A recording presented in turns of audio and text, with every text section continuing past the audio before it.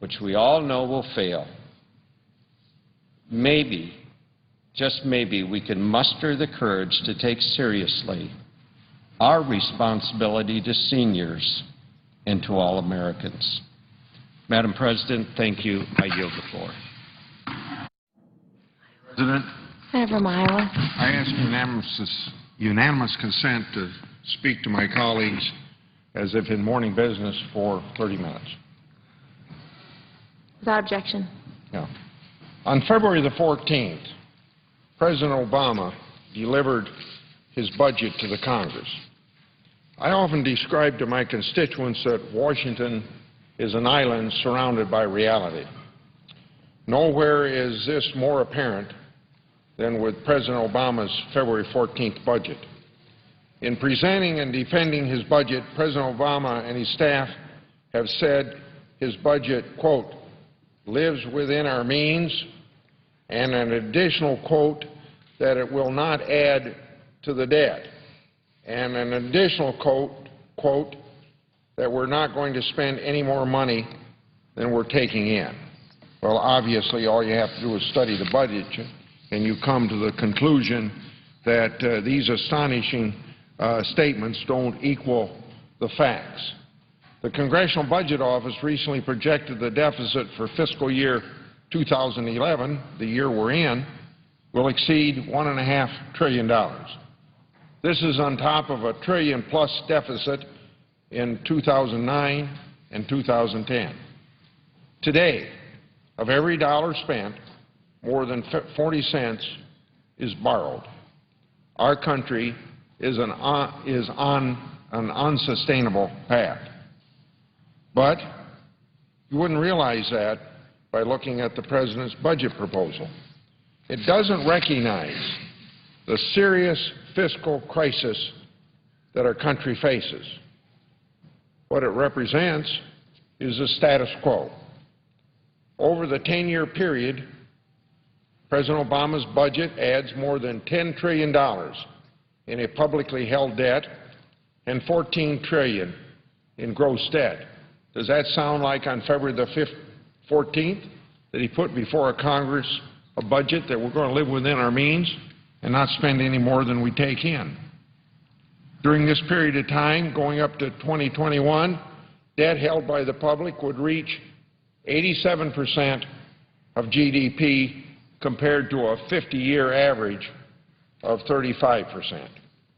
According to the Congressional Budget Office, quote, if those trends were continued beyond 2021, the resulting path of the federal debt would be unsustainable. In fact, CBO estimated that by the year 2040, under President Obama's budget, debt held by the public would be 117%. Is this the budget that the Senate Democrats will support? Is this the fiscal path that we're going to endorse? While President Obama claims that we're living within our means, the smallest annual deficit will be $748 billion. His budget doesn't even begin to put our country on the right path. The final 3 years of his budget have annual deficits totaling over $1 trillion. As former Comptroller General David Walker has stated, our country was founded on principles such as limited government, individual liberty, and fiscal responsibility. The President's budget falls short on each of these three principles. It increases spending, it grows government as a percentage of our economy. It is clearly fiscally irresponsible. And because of the legacy of deficits and debt it creates, it will undoubtedly infringe upon the liberties of future generations. In 2006, then Senator Obama argued against raising the debt limit. He believed at that time that the very need to raise the debt limit was a sign of leadership failure. By his own standard then, President Obama is not living up to his standard. So is that leadership failure? Would he admit that today? His no vote in that year was to make a point about needing to get serious about fiscal discipline. We're in the third year of President Obama's presidency. We're in the midst of the third consecutive year of $1 trillion of annual deficit. Deficits have gotten larger, not smaller. Now, of course, I recognize that many of my Democratic colleagues will come to the floor and argue that they support the policies that President Obama put forth in a speech later on, I guess April, at George Washington University. Unfortunately, for the Democrats, the leader of their party doesn't deliver speeches in legislative text. Speeches alone aren't going to solve the big problems that we face in this nation. We need serious solutions to our country's very serious problems. We need real leadership. The future generations of this country deserve no less, and that's what House Budget Chairman Ryan has offered. And that's what we have colleagues here on our side of the aisle, like Senator Toomey and Senator Paul, going to offer to the United States Senate. What have the Democrats offered to address the looming fiscal crisis? And the answer is no resolution at all. So I have a blank page here representing the fact that they have no plan whatsoever. Are they going to allow a debate so that they can offer their ideas to address our fiscal calamities? Well, you just heard the senator from Nebraska postulate that that's not going to happen, that we're having a series of votes, but they're for show, not for real. The American people have sent 53 Democratic legislators and senators here to Washington. A budget can pass the Senate with just 51 votes. It doesn't take the super 60 votes that so many issues on the floor require if you're going to get to finality. So far, you can see that they have shirked their responsibility. Nothing. It's been more than 750 days since Senate Democrats offered a budget. What's the delay? I want to ask them, where is your budget? I suppose they'll argue that our nation's fiscal situation doesn't require a budget. Or perhaps they've simply run out of ideas to address our deficits and our debt. Admiral Mike Mullen, the chairman of Joint Chiefs of Staff, said earlier this year that our debt, meaning our national debt, our cumulative debt, is the greatest threat to our national security. Surely the Senate Democratic leadership would want to put an honest plan forward to address that threat. They don't even want to debate a budget. This exercise is a motion to proceed to a number of budgets, none of which were written by the Democratic majority. I guess they intend to vote against proceeding. They don't even want to debate a budget. Well, by this time, most of the time in the last 35 years, we've had a budget through the United States Senate. Instead of leading, they'd rather demagogue the serious efforts put forth by Republicans. They're not going to stand and defend the defenseless budget that their president submitted to Congress just 3 months ago. They're not going to write their own budget. It's still blank. They're not even going to vote to allow debate on budgets that were drafted by others. So are we witnessing a leadership failure simply similar to the one that Senator Obama referred to in 2006 in his speech here on the Senate floor? The Democratic majority would rather demagogue Medicare than produce and defend their own budget. I presume there's a lot of speeches in this town today, Democrats hitting their chest, saying, you know, we won a special election in New York State yesterday based upon the fact that Republicans want to kill Medicare. Well, I want to put forth the fact that if you do nothing, as the trustees have said recently, there isn't going to be any Medicare in 9 years. I can put forth ample evidence that in Obamacare, that bill puts Medicare on a path to rationing of Medicare and reducing the number of doctors that are going to take Medicare patients. So already Medicare is on a path to destruction if we don't intervene and do something about it. And the sooner we intervene, the better.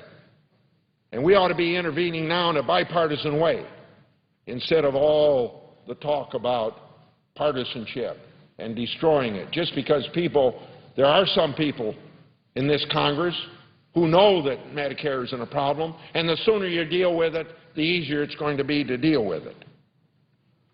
Medicare is a very, very important part of America's social fabric. It was intended to be that in 1966, and it's still that today. And I intend to work to make sure it stays to be a part of our social fabric. It's a commitment made to seniors today and to people who are not seniors today yet. It is a commitment made to all for the future. So it's very important that we as stewards of Medicare program take serious our charge to make sure it remains for future seniors. With that in mind, I come here to call out the most dangerous threat to Medicare program that we face on the floor this week. And let's be clear, it's not the budget resolution authored by Congressman Paul Ryan and passed by the House of Representatives. The most serious threat to the Medicare program this week is to those who propose to do nothing or offer no plan whatsoever for saving Medicare. Mr. President, doing nothing is the most serious threat to Medicare. For all the talk about killing Medicare as we know it, the Democrats' do-nothing budget that I have held up here so often, the do-nothing budget, is the surest way to kill Medicare as we know it. The folks coming to the Senate floor with nothing in their hands but criticism of these budget resolutions then are irresponsible. By attacking the House budget resolution while proposing absolutely nothing, the Democrats are plunging their collective heads into the sand like these ostriches sometimes are described as doing. Ostriches acting like everything with Medicare is just fine and that nothing is a viable, and doing nothing is a viable option. Let's look at the facts. Last week, the CMS actuary, and that's a professional person, that's not a political person, but he's the president's actuary, submitted his annual report on fiscal health of Medicare program. Frankly, his conclusions are very disturbing. The actuary confirms that the Medicare program is already contributing to the federal deficit. It is spending more than it takes in, and it will continue to do so throughout the coming decade. The actuary found this professional person, this person that is the president's actuary, found that the Medicare will run out of money by the year 2024, 5 years faster than his projection last year. For the sixth straight year, the report issued a funding warning showing that the Medicare program is taking a disproportionate share of its funding from general revenue, thus crowding out programs like defense and education. The situation is only going to get worse. In 1965, when Medicare was created, baby boomers retiring today were then just teenagers. Today, we have 10,000 baby boomers retiring every day, with fewer and fewer workers paying into Medicare to support these additional retirees. The average couple turning 65 today paid over $109,000 into Medicare over their lifetime, but will receive over $343,000 in benefits. Now stop to think of that. Everybody wonders why Medicare might be in trouble today. The average person retiring today is paid in $109,000, but will receive about $343,000 in benefits. That just does not add up as a sustainable program. And anybody says that you don't have to do anything about Medicare, it'll take care of itself, well, you can see how misleading they are. Medicare was created. The average American, well, that would have been in 1966, the average American lived to be age 70. Today, thanks to incredible advances in medical care, the average American lives to be 79. These are the facts. So now, knowing these facts, is the time for Congress to recognize the reality of Medicare's fiscal crisis and not just recognize it, but recognizing it, doing something about it. Put simply, Medicare is unsustainable without serious, thoughtful action. And this blank sheet of paper, without a budget being offered, is not a serious, thoughtful action. To say otherwise is to ignore the facts and to stick your head in the sand.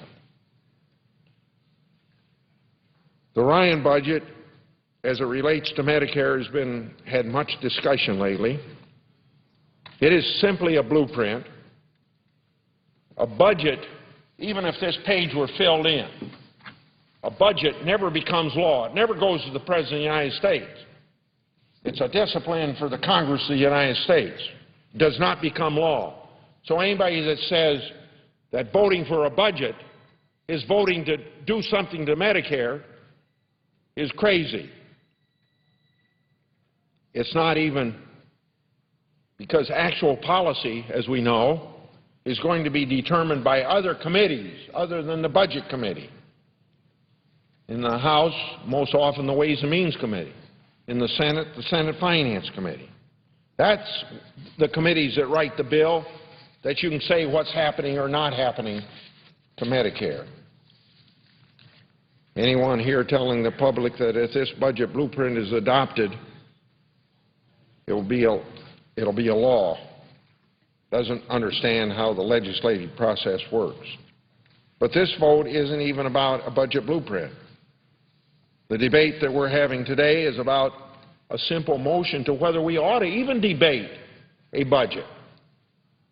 If the Democrats were willing to proceed to an honest and open debate, we could talk about where we want to go with the Medicare program at that time. If the Democrats were willing to proceed to an honest and open debate, we could debate steps to save the program. If the Democrats were willing to proceed to an honest and open debate, we could have amendments to improve the resolutions as offered. Of course, the Democrats are not willing to proceed to an open and honest debate. I agree that changing the nature of Medicare is a significant step.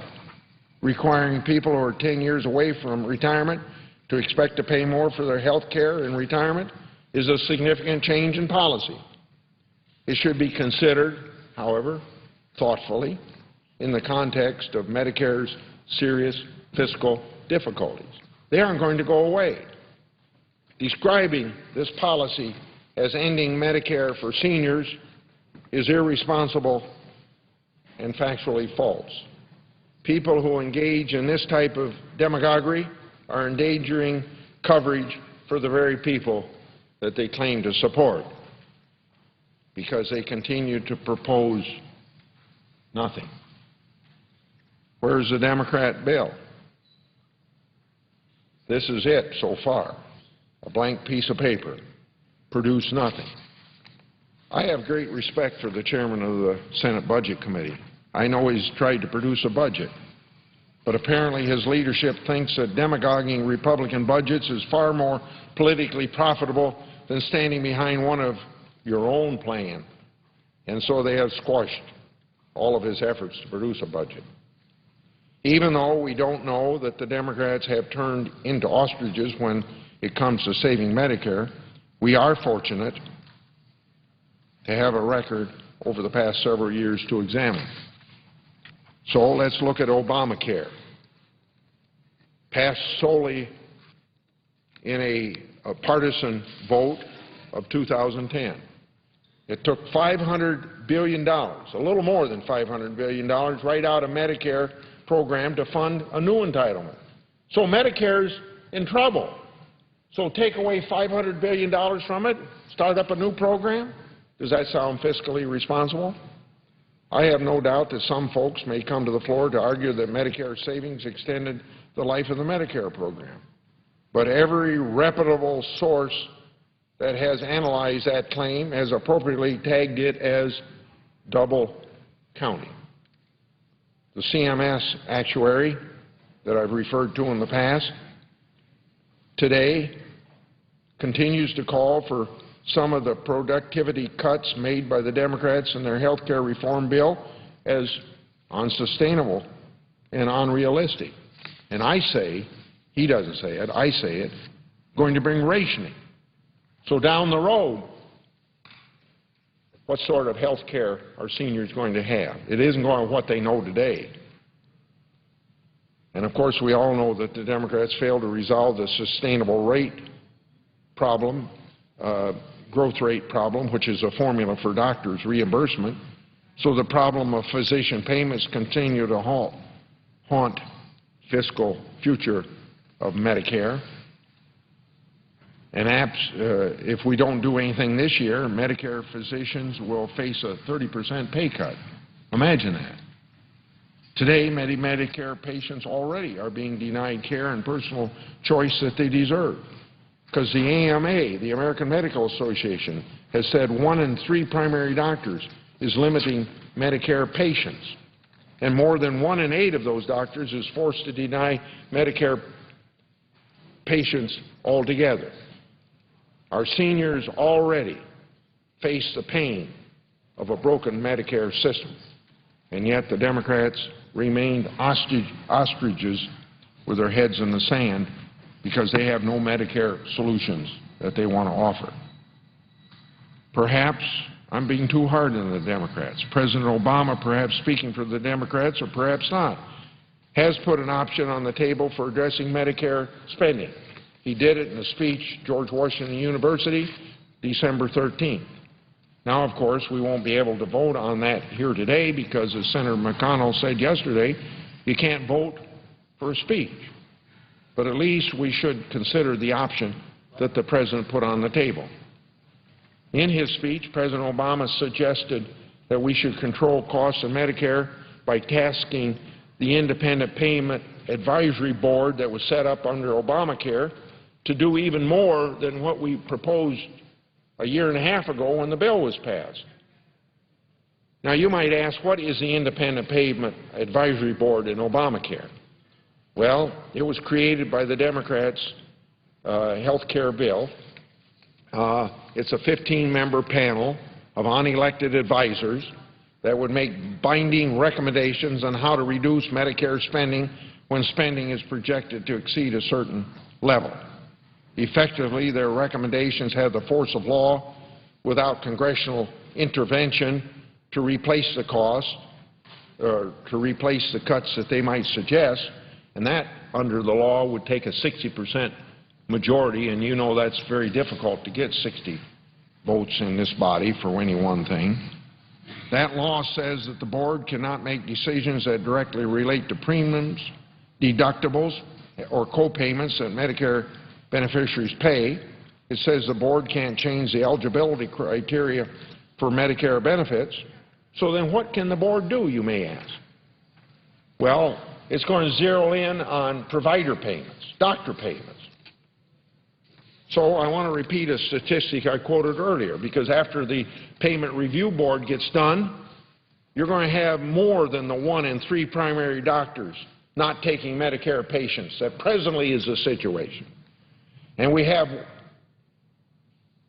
1 out of 8 doctors denying Medicare patients altogether.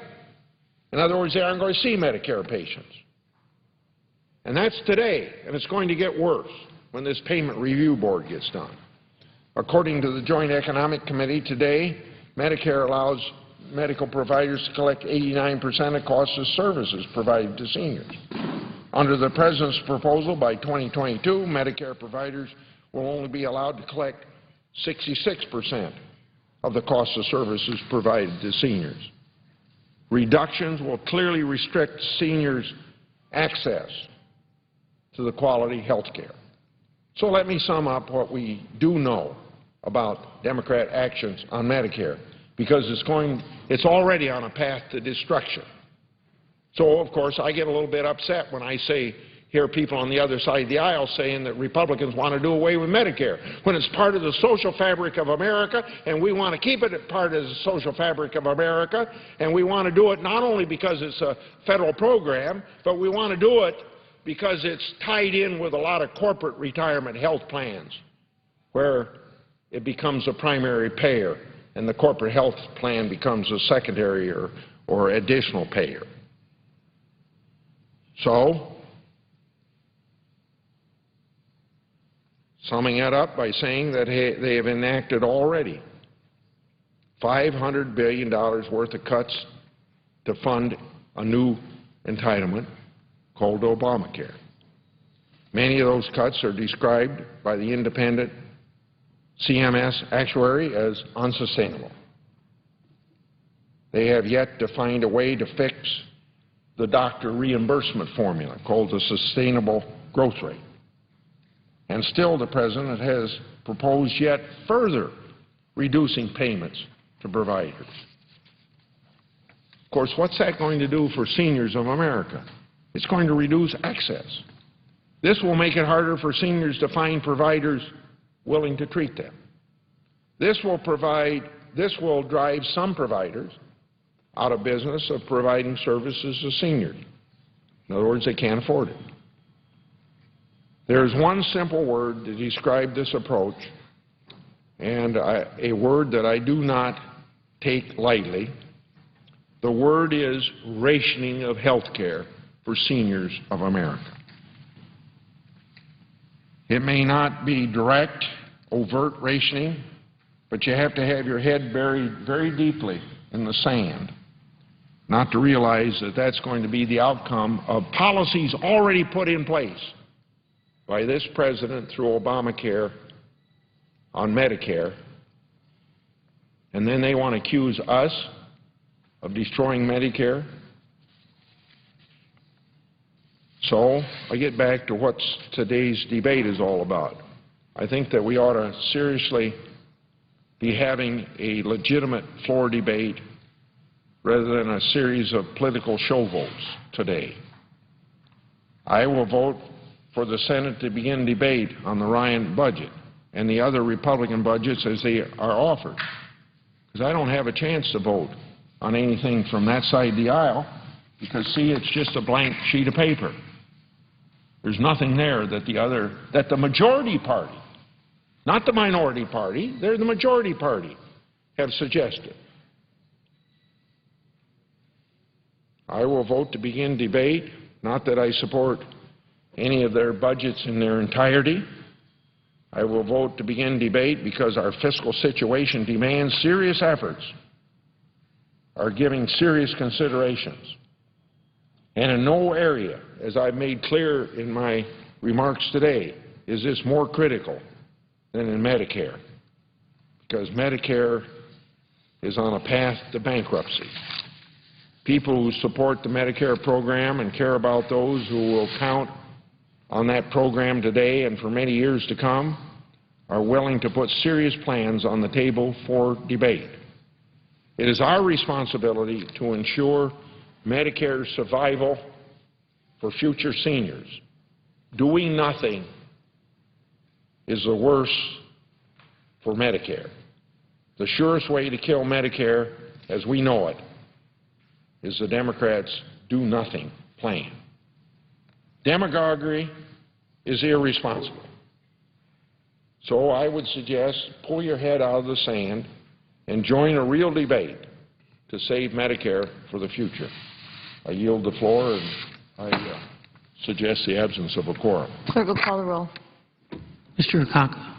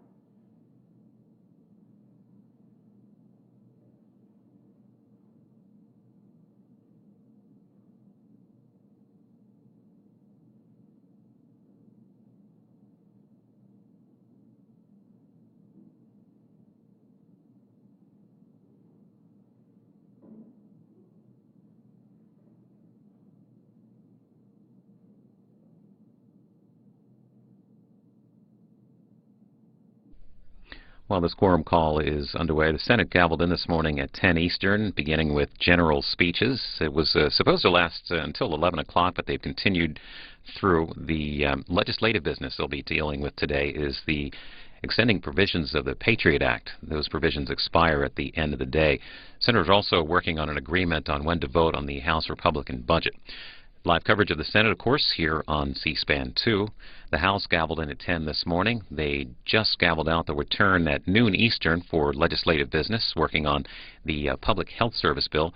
Members will also continue working on the defense authorization for FY 2012, debate on over 150 amendments during the day expected. Live coverage of the House on C-SPAN as they return. Right now on C-SPAN, President Obama just wrapping up a speech before British Parliament. He has been shaking the hands of members. This is all part of the 6-day European tour that the President is on. He'll be returning on Saturday. You can see live coverage of the President on C-SPAN right now, and if you miss any of it, you'll be able to see it on our website at cspan.org.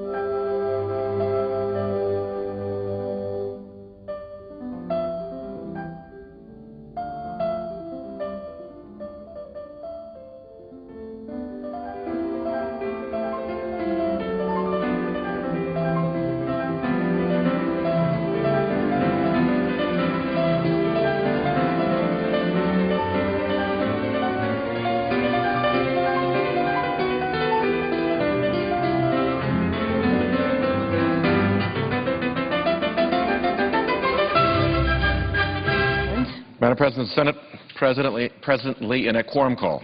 It is. May I ask that the quorum call be vitiated? Without objection. May I also ask unanimous consent that following my remarks, Senator McCaskill be recognized to speak for up to 15 minutes, and following her remarks, that Senator Sessions be recognized to speak for up to 20 minutes. Without objection. Morning business is closed. Under the previous order, the Senate will resume consideration of the motion to concur in the House message to accompany S-990, which the clerk will report. Motion to concur in the House amendment to S-990, an act to provide for an additional temporary extension of programs under the Small Business Act and so forth and for other purposes with an amendment. Madam President, I ask unanimous consent to speak as if in morning business for up to 10 minutes. Without objection. Madam President, 50 years ago on this day, President John F. Kennedy addressed a joint session of Congress, and he presented to our nation a bold challenge. He said, "I believe that this nation should commit itself to achieving the goal before this decade is out of landing a man on the moon and returning him safely to Earth." It was and remains a memorable challenge. To meet it would require long-term commitment and unprecedented resources. It had great risks, and it had no simple solutions. But President Kennedy put his faith in the talent and dedication and discipline of America.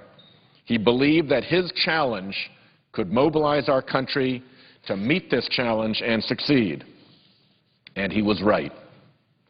President Kennedy's goal to, in 10 years, put a man on the moon and return him safely was clear, was direct, and was accountable. The result was a vast mobilization of private and public resources that collaborated in innovative ways to achieve that singular purpose. And we did. I come to the floor today to call for a similar challenge to reform our health care delivery system.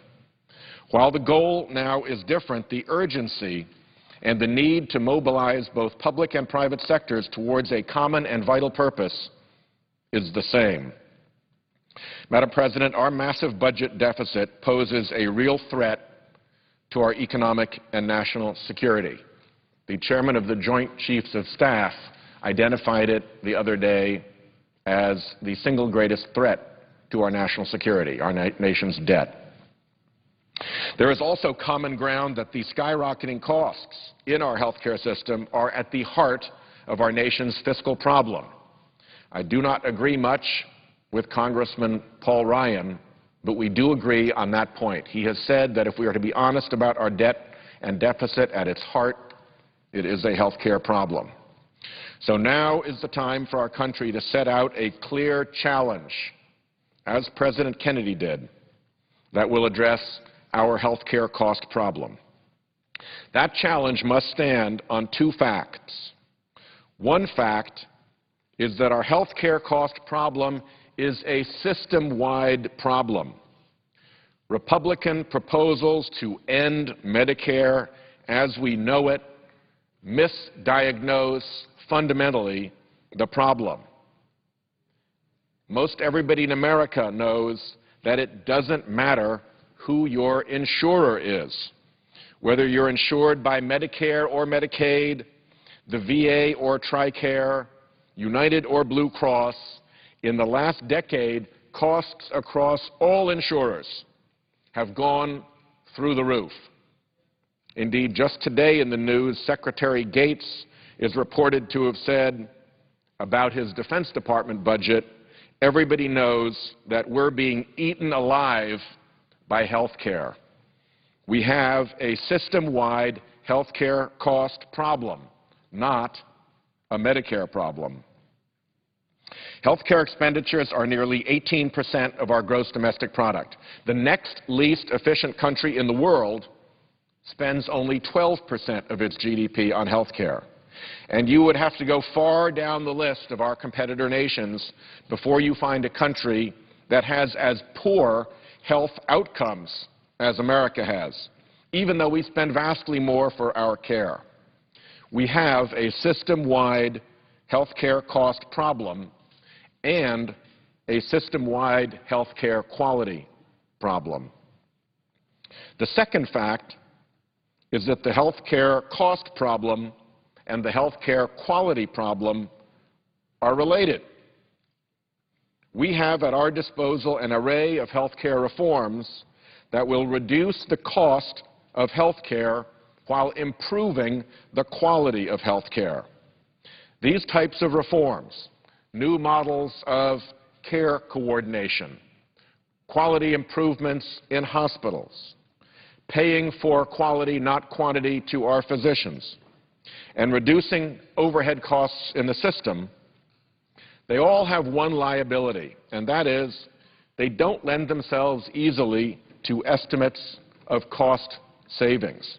And because of this, there is less attention than there should be to the great potential of these reforms. Bowles and Simpson, Domenici and Rivlin have all conceded this in our Budget Committee hearings. The promise of these reforms is immense. The President's own Council of Economic Advisors has stated that 5% of GDP can be taken out of our health care system without hurting the quality of care. That's about $700 billion a year. The New England Health Care Institute says it is $850 billion a year. The Lewin Group has estimated the potential savings at $1 trillion a year, a figure echoed by former Bush Treasury Secretary O'Neill. The savings are there, and they are considerable. The question is, how do we get at them? Well, let's first look at the Affordable Care Act that we passed. The Affordable Care Act's delivery system reforms provide many of the tools that we need to drive down costs and improve the quality of care. As we were working on that bill, I had a regular meeting in my office of experts from around the world, from the business around the country, from the business community, from the labor community, from the NGO community, who really were dialed in to the delivery system reform problem in this country. And we met regularly, we met early in the morning, and every time we asked the same question: what more can we put in this bill to make sure that it has the tools to get these reforms done? And by the time that bill passed, we were in agreement that everything that you could want was in that bill. It provides a toolbox with 5 major strategies that we need to deploy. The first is quality improvement, which will save the cost of medical errors, of misdiagnoses, of disjointed and uncoordinated care. The clearest and simplest example is reducing hospital-acquired infections, which affect nearly 1 in every 20 hospitalized patients in the United States. And they cost us about $2.5 billion in unnecessary health costs every year. The tens of thousands of deaths that are associated with these hospital-acquired infections are tragic, and it's made all the more so by the fact that they are essentially preventable. Simple reforms, like following a checklist of basic instructions, washing hands with soap, cleaning a patient's skin with antiseptic, placing sterile drapes over the patient, result in huge reductions in rates of infection and in cost. So first, quality improvement. The second strategy is prevention. The most inexpensive way to deal with disease is to prevent it in the first place. More than 90% of cervical cancer, for instance, is curable if the disease is detected early through pap smears. The third strategy is payment reform. We must pay doctors for better outcomes, not for how many tests and procedures they order. Rhode Island has a promising medical home primary care payment strategy already underway. The fourth strategy is simplifying administrative processes to reduce overhead costs. The insurance industry in this country has developed a massive bureaucracy dedicated to delaying and denying payments to doctors and to hospitals. So to fight back, the doctors in the hospitals have had to hire their own billing departments and expensive consultants. And all of that, the entire war over payment between insurers and hospitals and doctors, adds 0 health care value. It only drives up costs.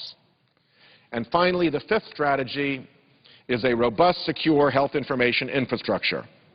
Health information technology was years ago estimated by the Rand Corporation to save $81 billion a year, and savings may very well be higher as the system builds itself out.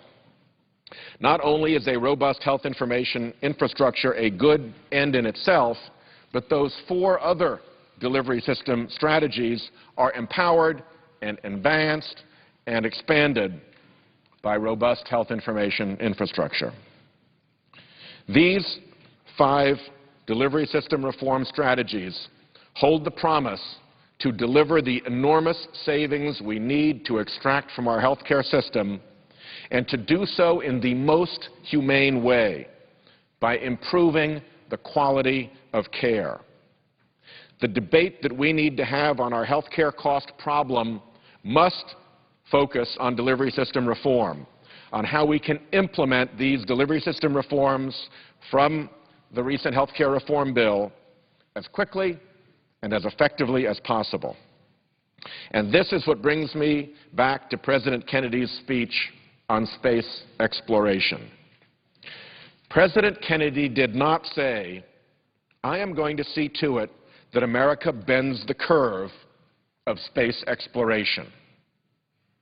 Had he said that, the speech would have been consigned to oblivion, and we would likely not have put a man on the moon on time. Instead, he made a memorable challenge with a clear objective: put a man on the moon, bring him back safely within a decade. Everybody could know whether that had been done or not. It was a clear and accountable purpose, and it galvanized the entire federal bureaucracy towards that common purpose. We can and must do the same thing with health care delivery system reform. We can and must have a clear challenge to strive toward. It is not enough to talk about bending some health care cost curve. Our country has the talent and the discipline to accomplish extraordinary things. We can significantly bring down costs in our health care system. I noticed that the junior senator from Minnesota has just taken the chair here in the chamber. Minnesota knows well what can be accomplished through these kind of, like Gunderson Lutheran across the border in Wisconsin, like Intermountain in Utah, like Kaiser in California. All are doing this kind of work already, and they're doing it effectively. We can significantly bring down costs in our health care system. We do not have to be the last. We do not have to be the least efficient country in the world in providing health care to our people. And we can do this while improving the quality and the experience of health care for Americans.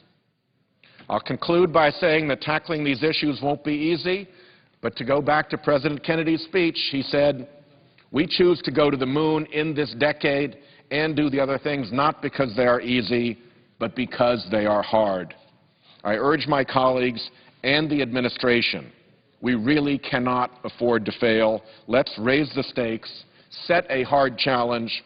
The future of our nation's fiscal health certainly depends on it. I thank the presiding officer. I yield the floor.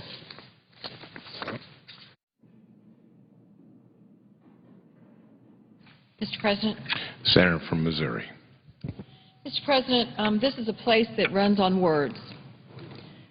The United States Senate is a place where there's always a great deal of speeches and words that are spoken, and every once in a while there's something that comes along in life when words are so completely inadequate. And what has happened in my state in the last few days is very difficult to express in words. But I did want to take a few moments to recognize an incredible thing that's occurring in the southwest portion of my state. Having been there all day yesterday, arriving very early in the morning, and spending time with the people of Joplin, with Missourians who have come to Joplin from every corner of our state, with federal officials, I do want to take just a short amount of time to recognize the tragedy and to rejoice in the response, because so many parts of this response, in fact, are the kinds of things that we should celebrate. The loss of life is staggering. An F5 tornado, we now know, the strongest tornado classification. In fact, this is the most devastating and damaging tornado that we've had in this country in almost 60 years. The loss of life is staggering. We are at 122 lives that have been lost, and it is unfortunately a reality that that toll probably will continue to rise, I hope only slightly in the coming days. But we are, yesterday there was another 5 or 6 confirmed deaths. Loss of property, over 8,000 buildings were damaged. 2,000 homes are gone. And when I say gone, I mean gone. I have responded to many, many natural disasters in Missouri during my time as a public official. Lots of tornadoes, flooding. I have never seen a scene that even comes close to what I observed yesterday.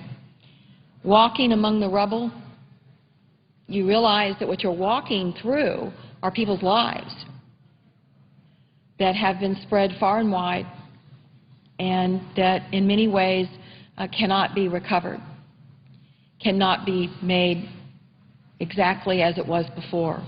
From the air, the swath of damage, we were able to get up for the first time because the weather finally cooperated to look at the damage from the air. Governor Nixon and the administrator of FEMA, Mr. Fugate, and I, along with other officials, went up in helicopters yesterday morning. And as you look down upon Joplin, what you see, it looks like from the air a stave mill. It looks like through the middle of Joplin, miles and miles long and miles wide, surrounded by green, it looks like from the air just a massive amount of toothpicks. The trees are all gone. Many 100-year-old trees laying on their sides. Trees, what's left standing of them, most of them bare, the bark having been ripped off by the force of the winds that swept through Joplin shortly before 6 p.m. on Sunday evening. The emotional toll of this devastation is one that you can't calculate, but you see it on people's faces. And what I observed yesterday as friends and neighbors were standing by hoping for a miracle as firefighters from Kansas City dug under the rubble at the Walmart, hoping that they were going to find someone there that was alive, as I witnessed other people going through the rubble of their homes and talking to them. I think the initial reaction for the people of Joplin was intense gratitude that they were alive, and now it's being replaced with the reality of their loss and what they have lost. From schools to churches to a hospital that employs over 2,000 people in a community of just at 50,000. This is an incredible loss.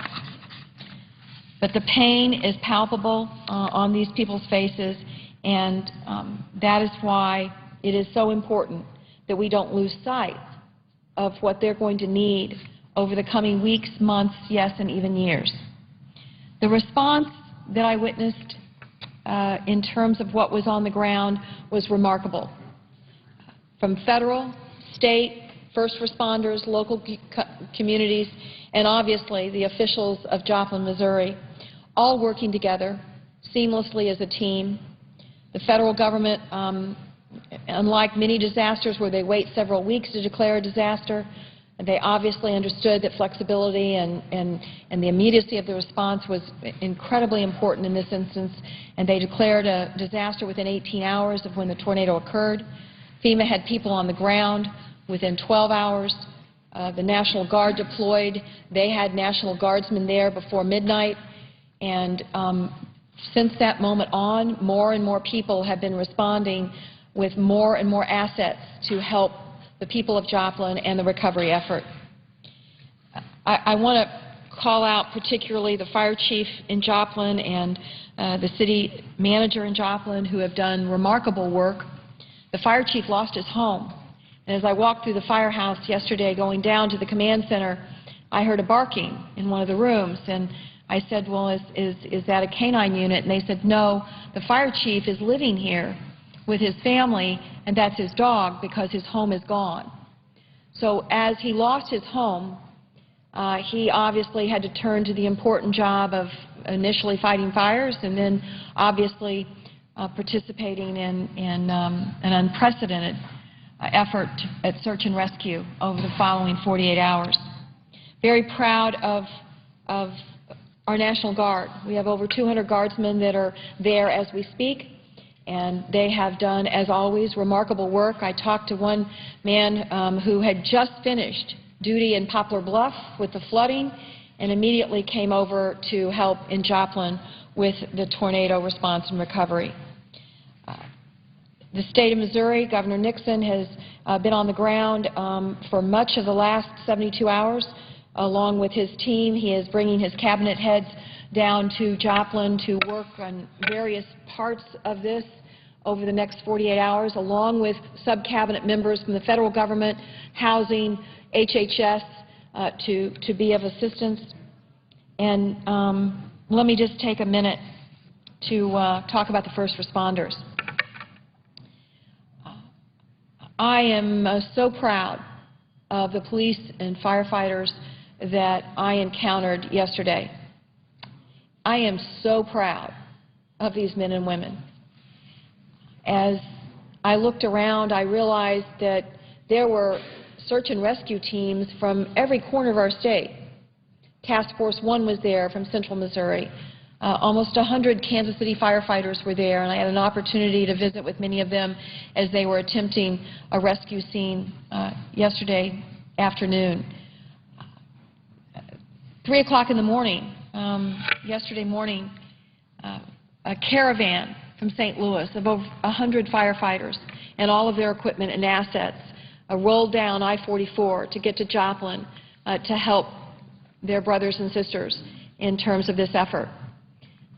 St. Francis County, Camden County, you name it, from all over the state, police and firefighters and public safety officials responded to Joplin. And frankly, people need to realize that the assets that are spread all over Joplin today, the various emergency vehicles, the canine units, the hazmat teams, the mobile rescue units that allow people to do very difficult rescues in very difficult circumstances, the vast majority of those assets were bought with federal dollars.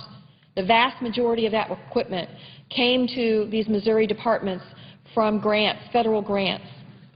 And a lot of these guys had worked without sleep for days. And as I talked to them and thanked them, it was almost like they resented being thanked, because to them, this is what they do.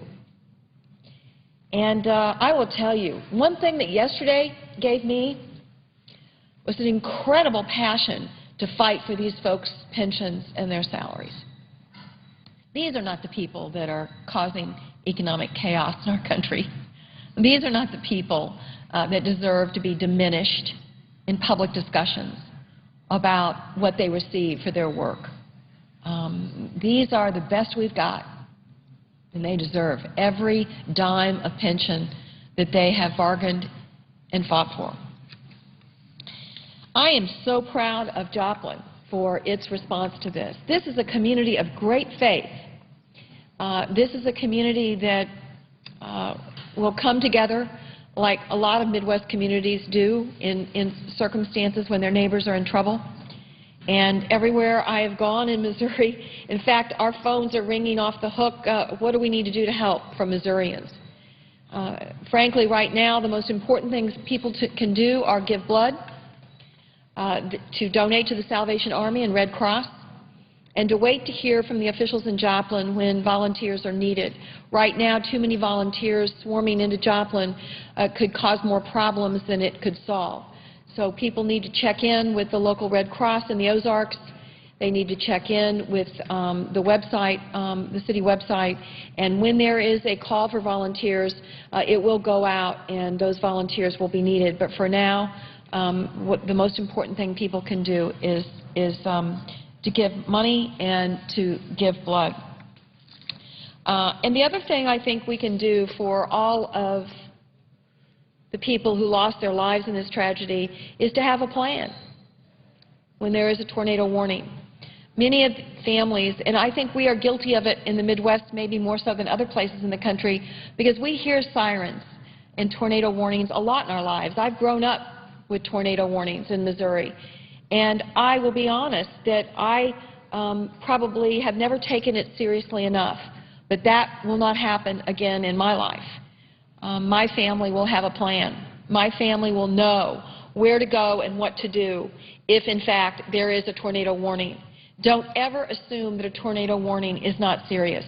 These sirens rang at approximately 5:17 in the afternoon, and the tornado touched ground at approximately 5:41. So there was 20 minutes there. And by the way, the weather people here deserve a great deal of credit because nobody had visually sighted this tornado. This was all done through radar. So the fact that they were able to identify this tornado and make that warning 20 minutes ahead of time, I can't imagine the loss of life we would have had if it hadn't been for that 20-minute warning. But having said that, there were people that were not taking it seriously. There were people that didn't know exactly where to go or what to do. So please have a plan for your families as a tribute to all those families who lost loved ones in Joplin on Sunday night. We will survive this. With God's grace and determination, Joplin will roar back because of the values that are held so dearly in that part of our state, in fact, in our entire country. We will come together and we will do this. But make no mistake about it. The satellite cameras are going to pack up sometime in the next 48 hours. All those satellite trucks are going to go back to where they came from. And this will fade from the front pages. And just like the junior member from Minnesota who's presiding right now, at the point in time the bridge collapsed, there was a great deal of attention. And then the attention goes away. Well, in this instance, we're going to need to sustain the support to this community far beyond the headlines, far beyond the satellite trucks going home. We've got to get these schools open in September. We've got to get this hospital rebuilt. We've got to make sure that this community is not left stranded without the assistance it needs. There is no question we have to be careful about the way we spend federal money. But with all due respect to Congressman Cantor, I have a hard time believing that if this were in his congressional district, he would be talking about how additional disaster relief would not be available unless we found some other program to take it from. It must be available. This cannot be a political football. We must provide the assistance. That's what federal tax dollars are for, is to provide assistance when there is no assistance available for communities and for states because of the wrath of Mother Nature. We must be there for them. We all must stand with Joplin. All of America must stand with Joplin, and we will. My heart goes out to the families for their losses. I want to congratulate the people of Joplin for their response. I want to say bless you to all those first responders, and I want to say that through the greatest tragedy sometimes comes the greatest strength. Thank you, Mr. President, and I yield the floor. Mr. President. Senator from Alabama.